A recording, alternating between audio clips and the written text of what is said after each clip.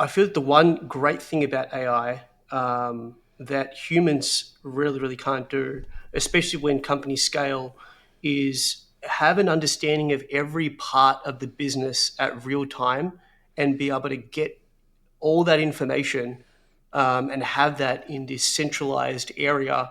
So then the human then can make really, really informed decisions. No, I completely agree. Like for me, the way I looked at this is like the major leagues in something I'm so passionate about. And so I definitely had to get to the US to build or buy my next company, and I chose to buy. So, but on the flip side too, I think the one concerning thing or the one thing on top of my mind is like compute power. If we are going to be uh, building like a lot of AI, when the compute power or the compute cost that we have right now per execution, it is starting to get costly for the companies.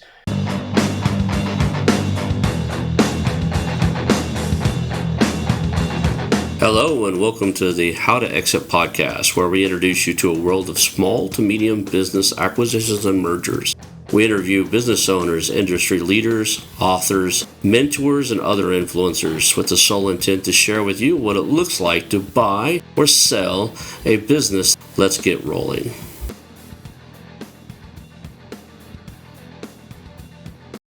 And now a moment for our sponsors. Sponsored by DuDilio. Looking to buy or sell a business? Assembling the right team is essential for success, and that's where DuDilio comes in. DuDilio is the go-to platform for hiring top M&A service providers, including attorneys, deal advisors, and due diligence experts. With a network of over 250 highly vetted professionals and boutique firms, they connect you with the expert you need for a seamless M&A journey. Whether you're acquiring your first business, growing your portfolio, or preparing for a sale, DuDilio makes building your deal team easy and efficient. And best of all, their matching service is completely free. Visit dudilio.com and assemble your winning team today. I want to highly recommend you get Acquisition Aficionado magazine.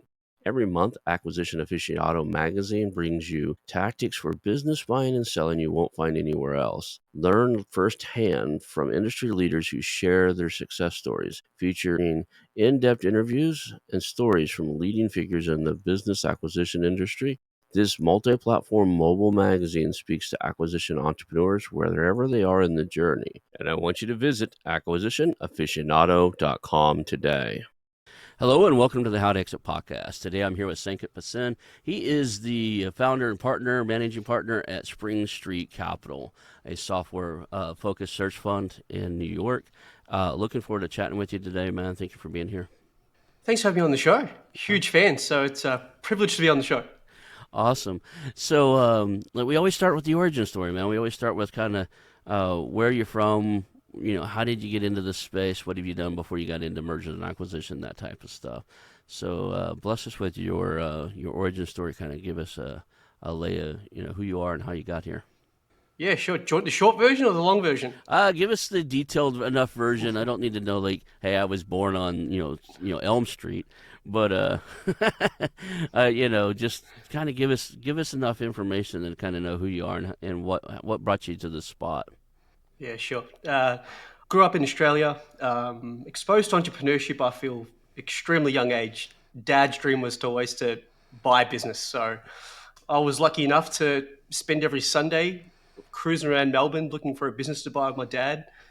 And then when he actually brought the business, I actually got to help him run the business, which is really cool.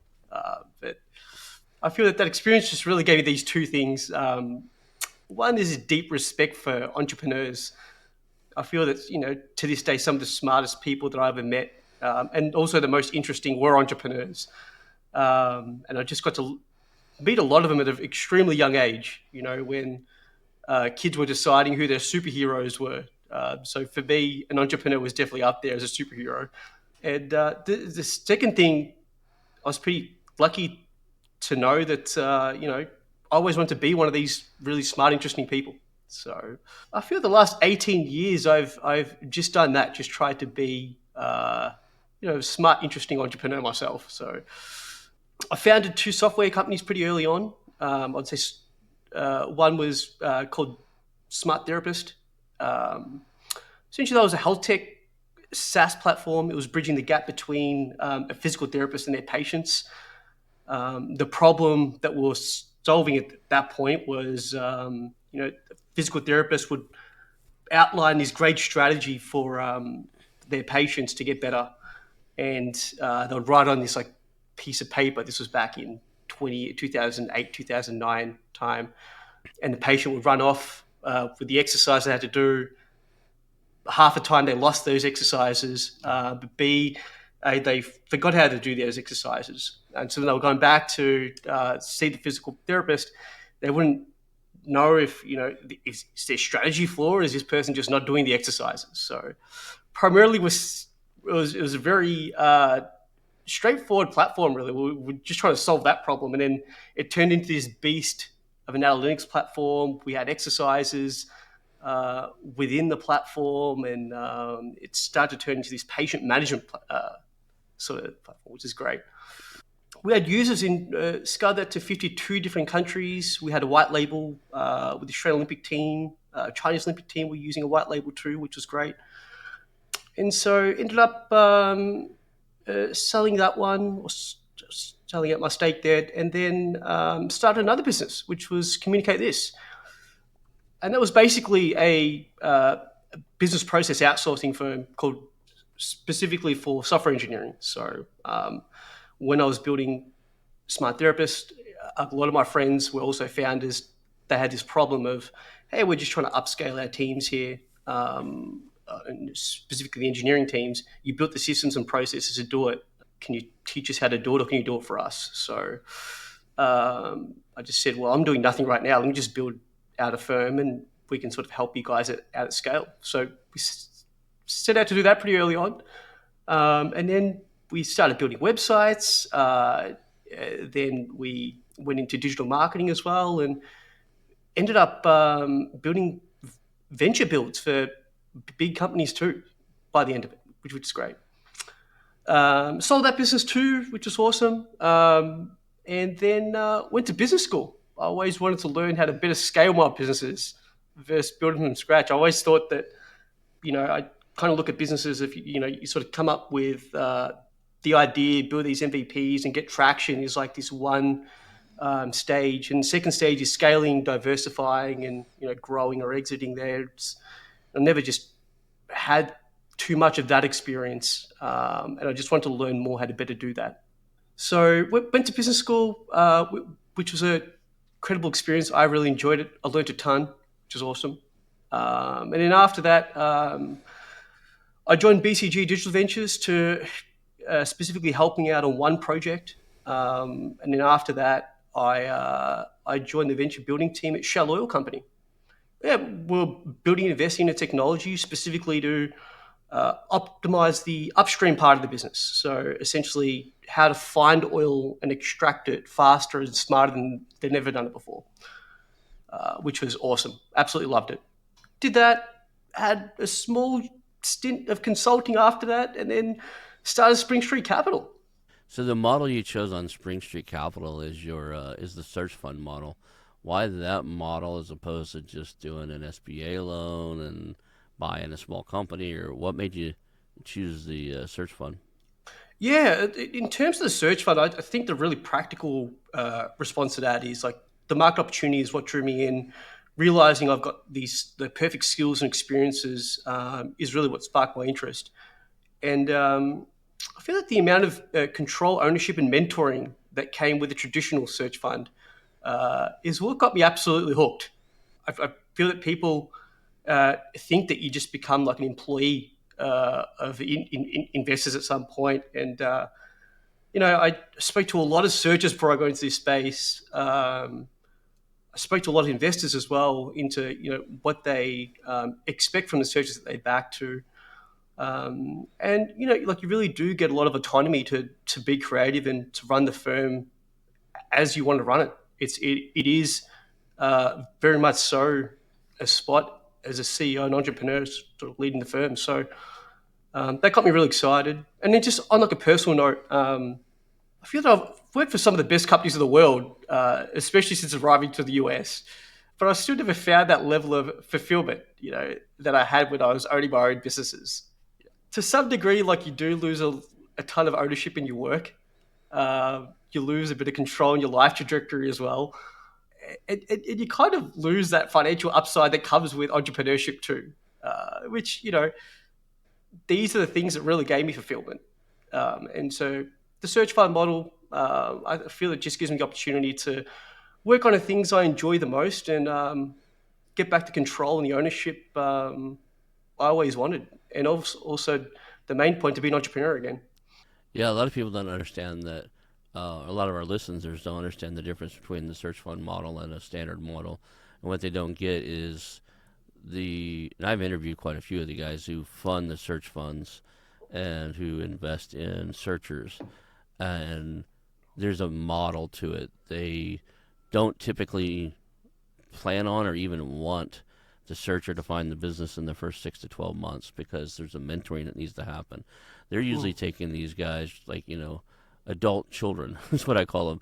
20 somethings right out of an MBA program, never been an operator, and unlike you, where you've operated and sold companies before. But most of their searchers are straight out of MBA, and usually, or even more often than they like to admit, are straight from undergrad to MBA, never had a real job type of guys, and now they want to own a company.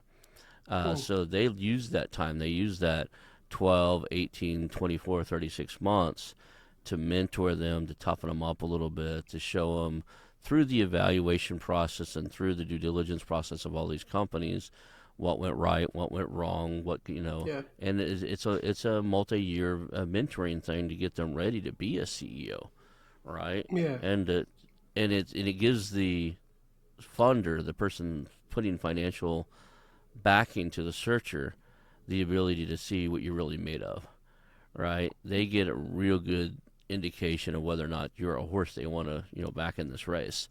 So a lot of people don't get that the search funds are there's two stages, I guess you would call it. There's funding the search, and then there's funding the acquisition. And the funding guy, he gets first right of refusal to help fund the acquisition and to play a role in that company at some level, on the financial level, with you in the future. But to whereas your average Joe out there looking to buy a company through an SBA loan, they're on their own. They got to go build that team.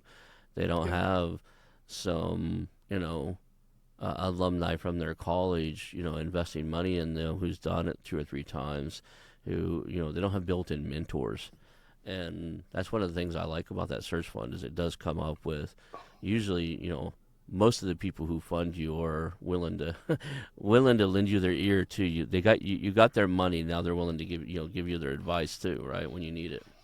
Exactly. And I can't be more excited by the guys that have backed me Mm. and the firms that have backed me.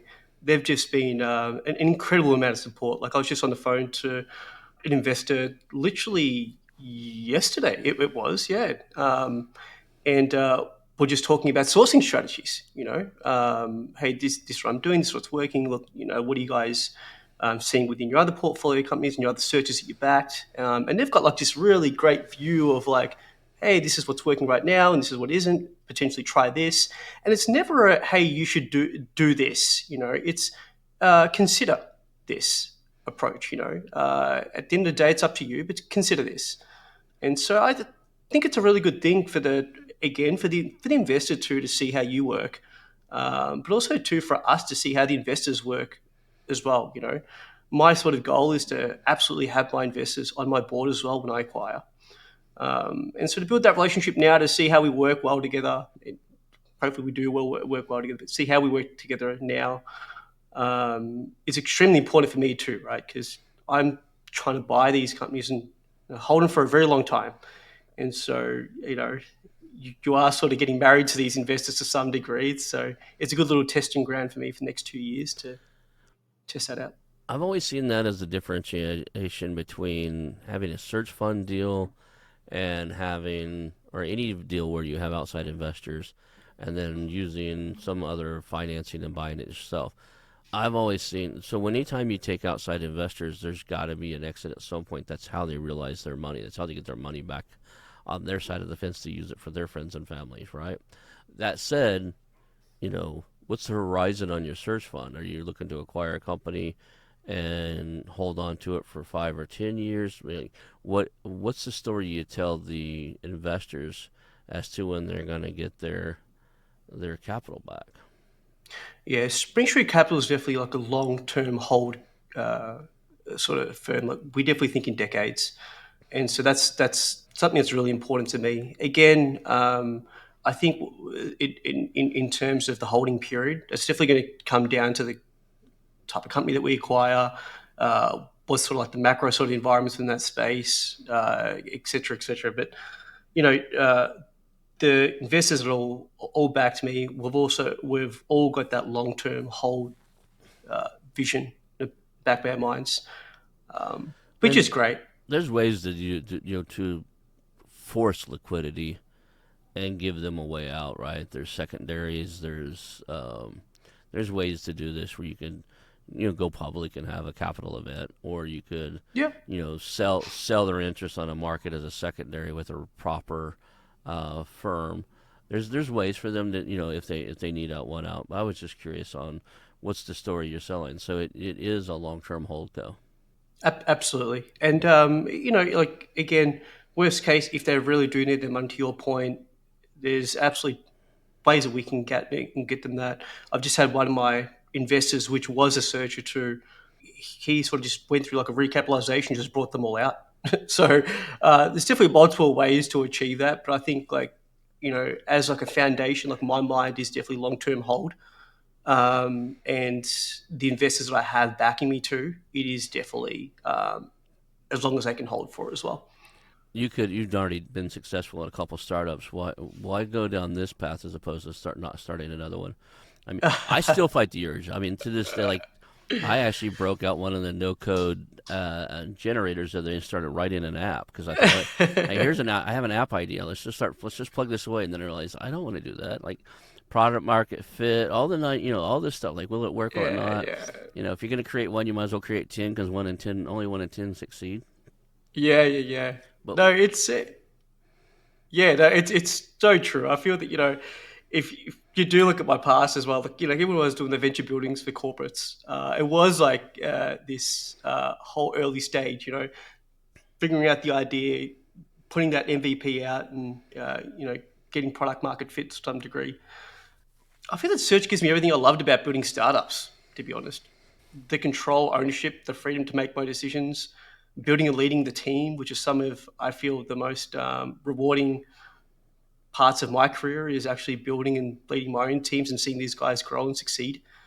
But I think that one differentiator is, and I'm kind of reluctant to say this publicly, but the actual work of scaling a company is what truly fascinates me more than actually building from scratch. It's and I kind of got a lot more of that experience within business school, which is great. And then within the corporates, essentially, we were building new ventures as a growth strategy. We're sort of leveraging their big Fortune 500's IP. We're leveraging their existing customers, and we're leveraging essentially all their competitive advantages to build out new ventures within the firms. So, I feel that getting so granular in that and spending the last, I think it was like 6 to 7 years just within that space, I'm still truly, truly fascinated, and I just want to do that now for myself. And to be honest, like pulling these three levers, right? Like we've essentially got like price increases, cost reduction, and the volume increases within sort of each company we can go into to pull. Then we're going to be strengthening that core of the business so it can efficiently scale. These things, to some degree, they're incredibly exciting to me. So I've never been able to do it really fully for myself to this level that I'm about to do it throughout the search fund, because I'm going mhm. to be going into a pretty mature business going in to do it. So yeah, I'm very, very bullish and very excited about it. There's a lot of businesses out there. The reason they're selling is because the owner, the founder, feels that they've taken it as far as they could. Right? Yeah. They don't know how to scale either. Right? It's a different, and you see this in the VC world. It's a different individual who can come up with an idea and put it to code and make it, show up in the world than Oh, it is a guy who can take that. often, that person has to grow and learn the skills to take out and get in the first customer, right? But then it's a whole different skill set to go from first customer to a million, an entirely different skill set to go from 1 million, revenue to five. And then you start getting into, 10, 15, 20, and you're running a team of over 50 people. That's an entire different Absolutely. company and different mindset. And if you notice, you'll see this. Even some of the biggest companies out there, the Oracle CEOs, they stepped down for a while because they knew they weren't the team to take it to the next level. A lot of Yeah. times, these guys they step back a little bit. They go out and those two went out. They went out and got mentored or whatever, and came back, and they're running it again. But that said, it's a different skill set. It totally is. So, and the chances you could get to that to utilize and test that skill set for yours from a startup, or less than 1 in 10, because like it's the first they say less than 10% of all companies actually get past $1 million Yep. in revenue. So you'd have Very to small go number. out and create 10 startups to see if you can test your scaling skills, right? So Plus, like, it's just this like extra beauty when it comes to like scaling an existing company that you didn't build either. You sort of go into a company with fresh eyes. It's got a lot of legs, and you can craft these like really interesting strategies where customers start to buy more. New customers are coming in, and from that cash flow, you're able to hire like this incredible talent too to again like supercharge this flywheel that's sort of happening within this firm. I think it's just like a really, really good opportunity that sort of exists. So essentially, why I'm here. you grew up in Australia. I've always wanted to visit there. I always think, you always think the grass is greener on the other side, right? Uh, I was thinking, why would you come from, I'm thinking Australia, I'm thinking Sydney, I'm thinking the ocean, I'm thinking warm water. Like, why come to the United States and why in the world New York, right? New York is a crowded city. It's cold, it snows, right? No, I feel that every place has got pros and cons. Yeah. To me, like I still love Australia. But America to me is like definitely got the opportunity that I always dreamed of having when I was a kid. I've just been doing so much research into like entrepreneurs, business, and to be honest, I'm absolutely obsessed with business and also being the best business builder I can possibly be. Right, and I just sort of it's pretty like evident to me when I came here business school that the people that I wanted to learn from were in this country. So I think I had my mindset of okay, this is definitely where I want to do something in business, something pretty big. And then a funny story, I found uh, a woman, Let's say there's always and a woman there's always a woman behind or our a decisions these significant other. days. There's always love, right? Yes, and we got married in 2022, and now I'm fully calling the US home. So my wife Ritu, she's a US citizen. She grew up in New York, and See, so that's why New York, right?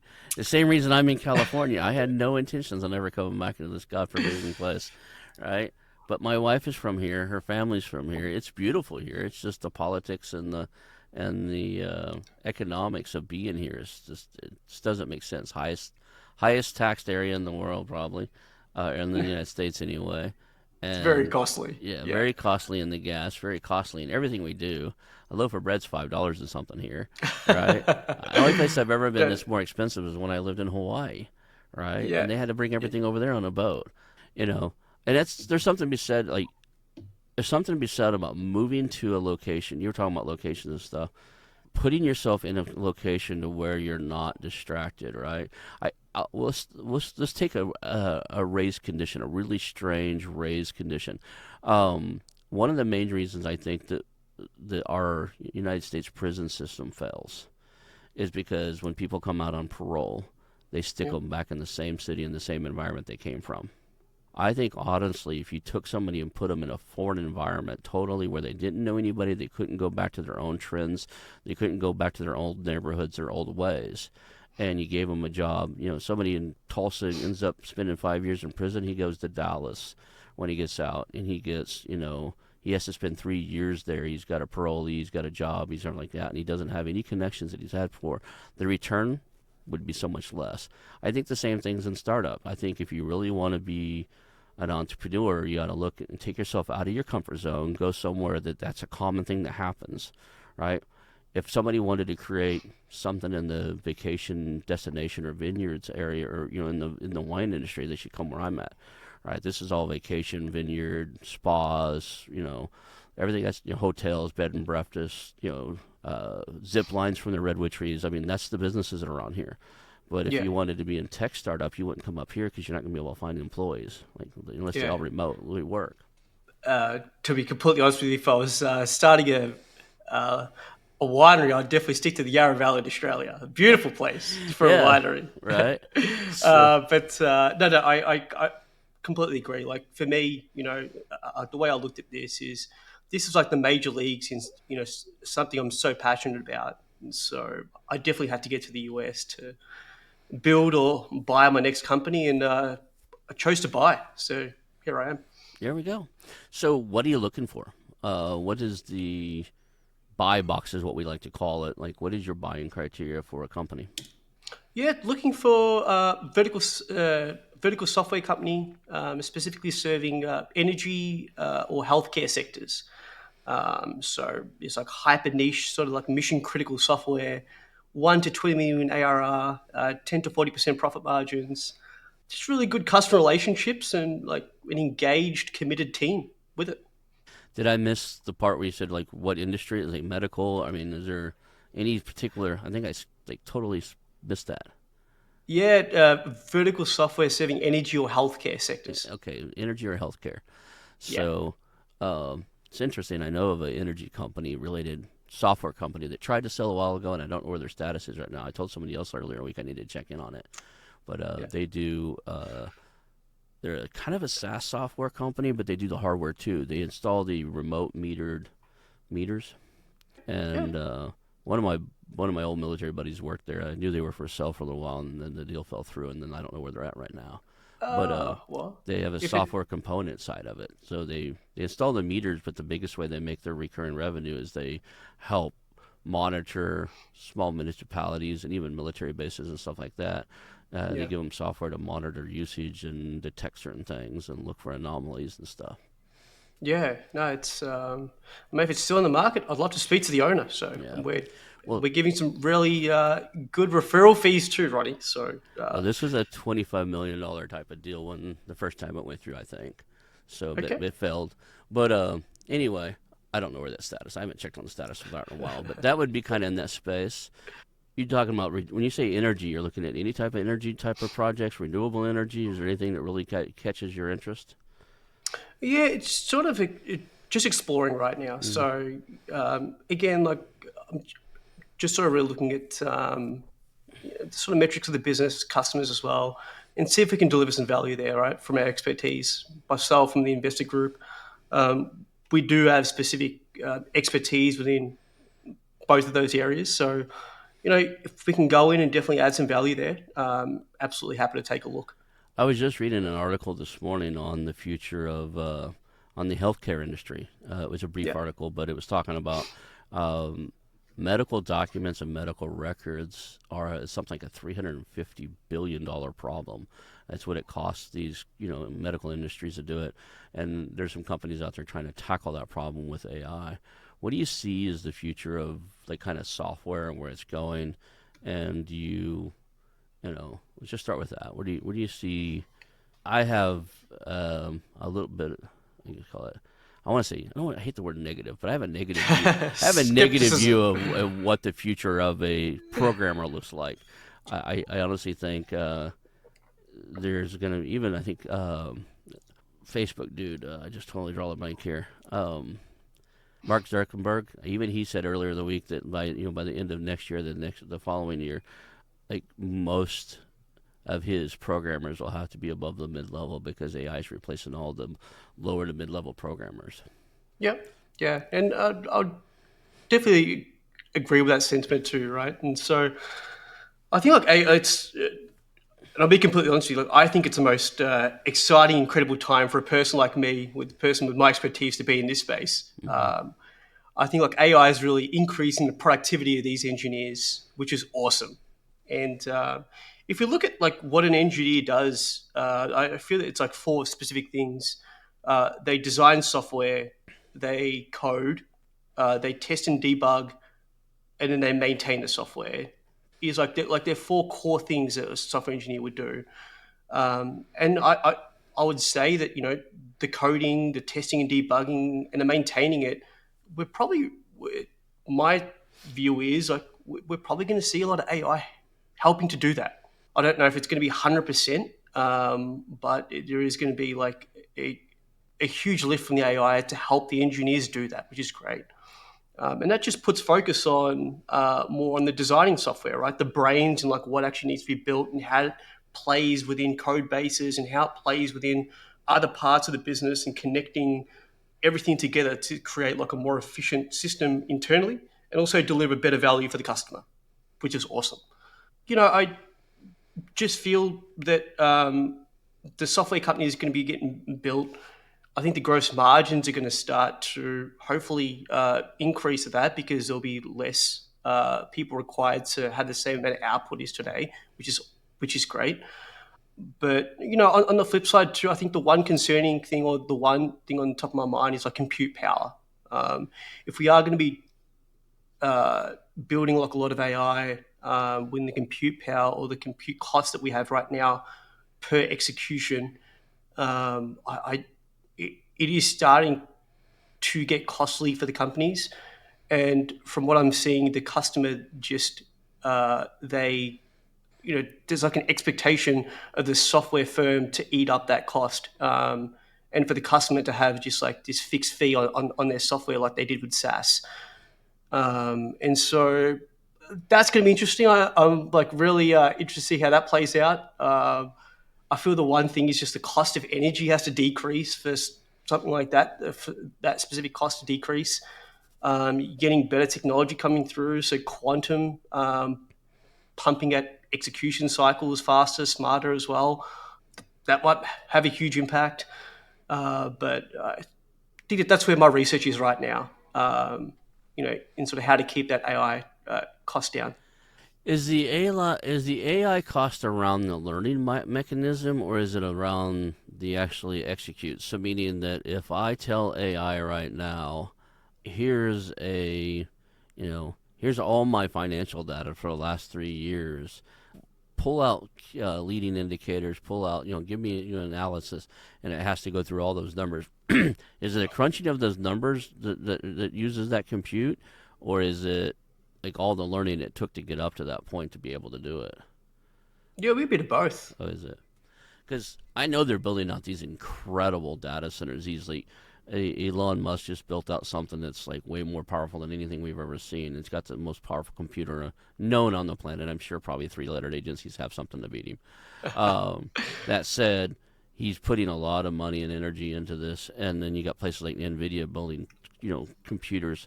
They just sent out a $3,000 home computer that's not much bigger than the Mac Mini I'm running on here now, that does some incredible number of transactions per second, like billions if not trillions. It's insane, right? Yeah, The capabilities of for $3,000, and you can chain them together, so you can build. It's enough to run a small, intelligence model from your desktop.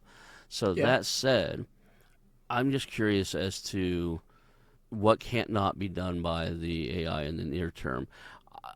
I honestly think it's the design, the fleshing requirements from human beings, getting them identified, and then prompting and telling the AI what's needed and how to do that is the critical part that I think it'd be hardest for them to solve. Mainly, I worked in that space back when, I'm going to date myself, back in 97, 98, 99, when I worked for Lockheed. We did systems designs for three-lettered agencies, and Mm. the requirements phase was so long because you're going back and forth and going, is this what you want? And you got this Yeah. engineering document that has requirement statements in there, and like, well, no, and you had to go back and forth and back and forth before you even let the software programmers look at it, right? You end up with Yeah. these multi-page requirement documents, and then you hand it over to the engineers, and you know you give them this requirement, and they do, you show them you wanted an apple, and they give you an orange, and you have to go back and forth with that, Yeah. right? Yeah. Yeah. So I think AI will be better at, once you hand it the requirements, being able to get it right the first time. But Yeah. I don't know. Humans are so indecisive, and we don't really know what we want half the time. Mm. Extracting that from there, I think, still going to require some level of high level engineer. So And like to your point too, I think that there's I don't think there's anything that would beat human thinking and human ingenuity. I feel that that is going to be extremely hard to get replicated by an AI. I feel that the one great thing about AI that humans really, really can't do, especially when companies scale, is have an understanding of every part of the business at real time and be able to get all that information and have that in this centralized area so then the human then can make really, really informed decisions. I feel that that has been extremely hard for any organization, specifically once you start to scale that out. Is okay. What's the last software company I ran?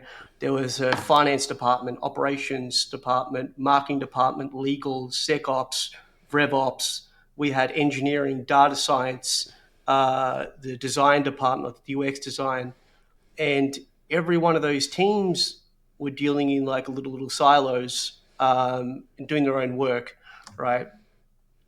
This is the first time that we can get all these conversations happening in all these areas, have a repository of these conversations, and then as a chief executive come in and really make informed decisions real time to make sure that one, everyone's in line or make decisions or put tasks in place so everyone is aligned, number one.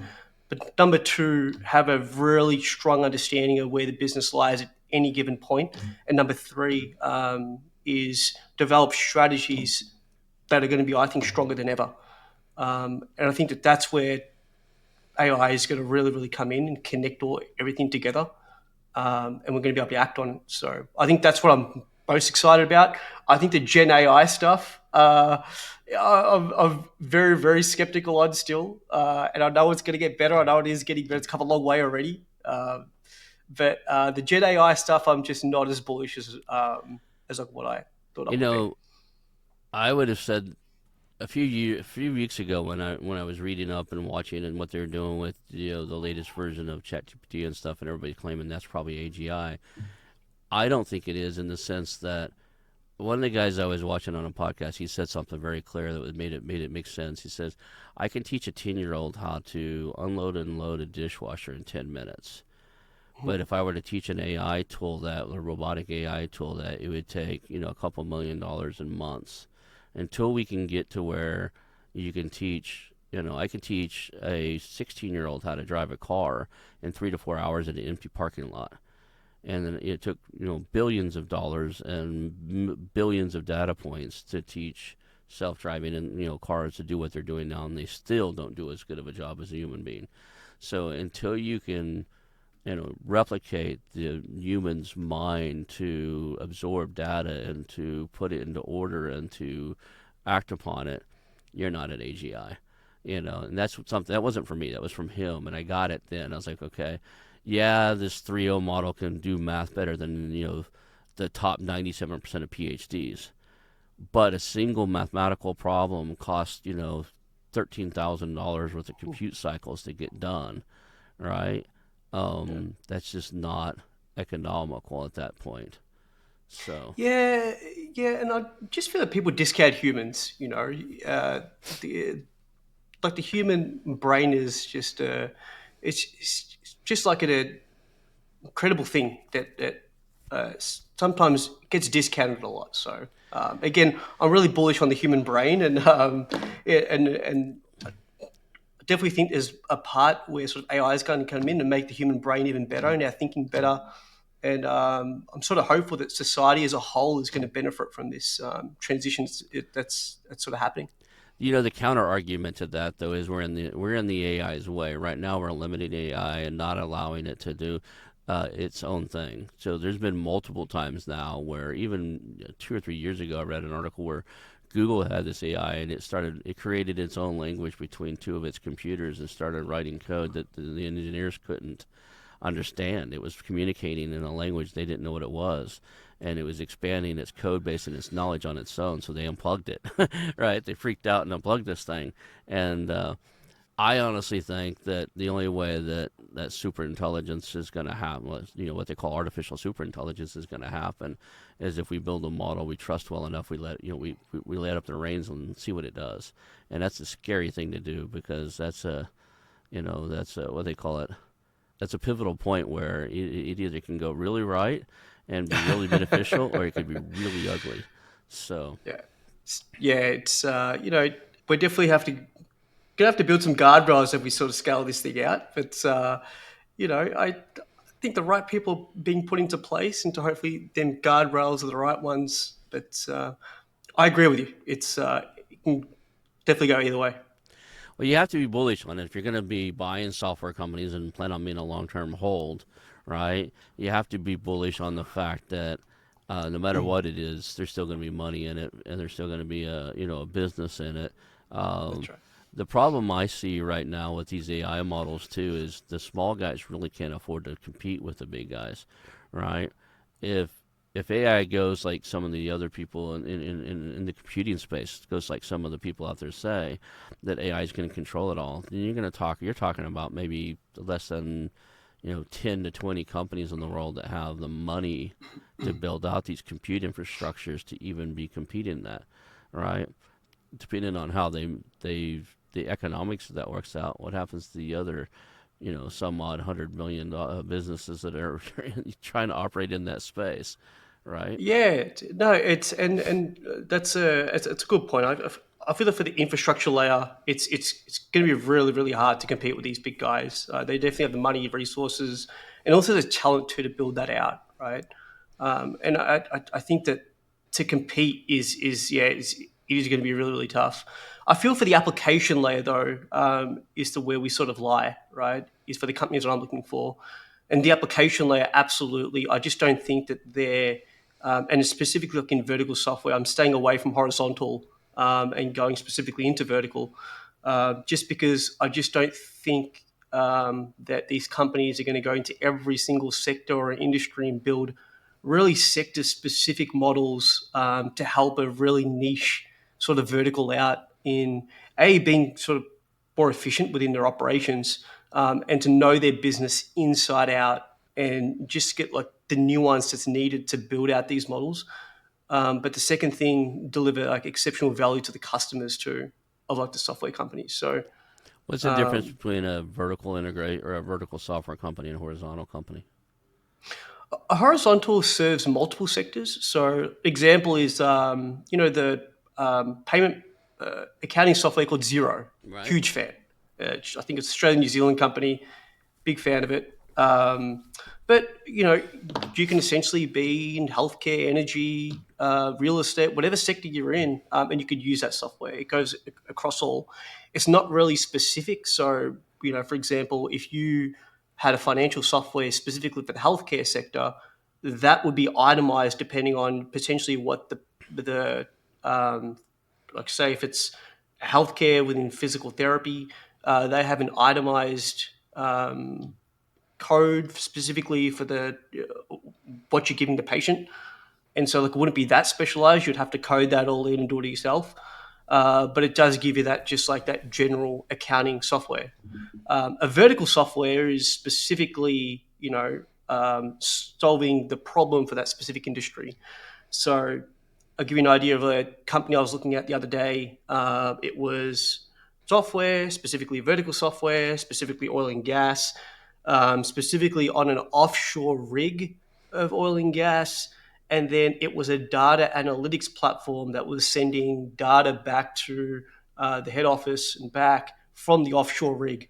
Now, that data was so specific to oil and gas that a person from like a horizontal layer wouldn't be able to get the nuance of like, okay, what do the features look like? What are the customer problems that this software is solving? And so all our results. Okay, it's interesting. What do you see as the long term view of this? Where's the most potential in the software industry?